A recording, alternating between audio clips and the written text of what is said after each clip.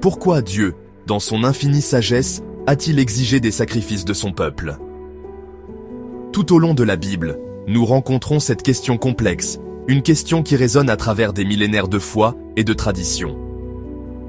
Des offrandes animales aux holocaustes, l'acte sacrificiel apparaît central dans la relation de l'homme avec le divin.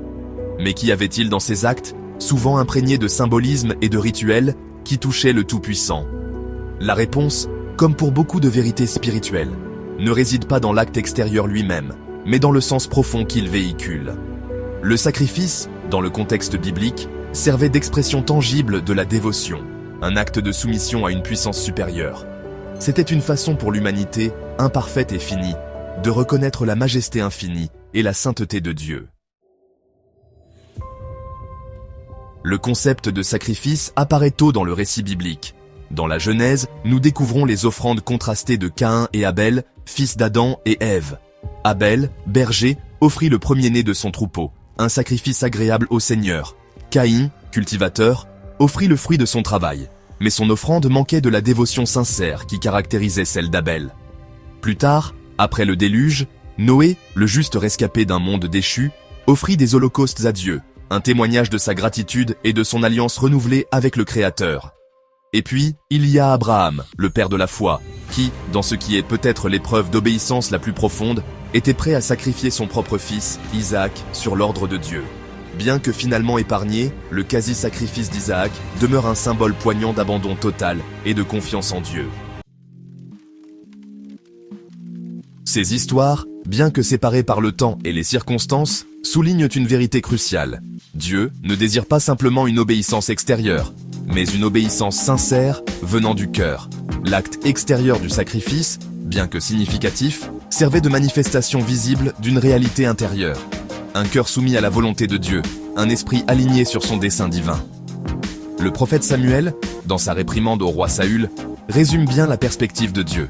L'obéissance vaut mieux que les sacrifices, et l'écoute attentive vaut mieux que la graisse des béliers. 1 Samuel 15, 22. Le vrai sacrifice, donc, transcendait le domaine physique, englobant le sacrifice de sa volonté, de ses désirs, de sa propre vie, en soumission au divin. Section 4. Le sacrifice ultime. Le don d'amour du Christ. Cette compréhension du sacrifice trouve son expression ultime en la personne de Jésus-Christ. En tant que Fils de Dieu, Jésus, dans un acte d'amour et d'abnégation sans précédent, s'est offert lui-même en expiation pour les péchés de l'humanité.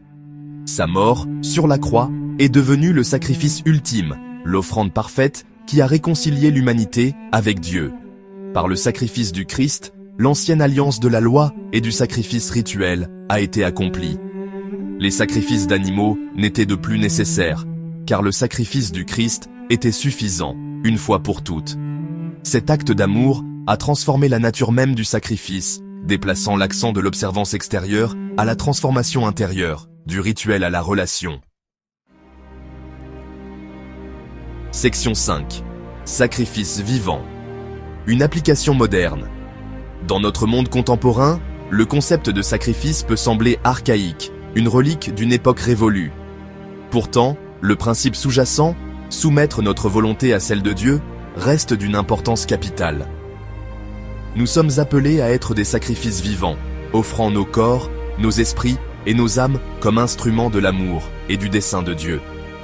Cela peut impliquer de sacrifier notre temps pour servir les autres, nos ressources pour soutenir ceux qui sont dans le besoin, ou nos désirs pour nous aligner sur la volonté de Dieu.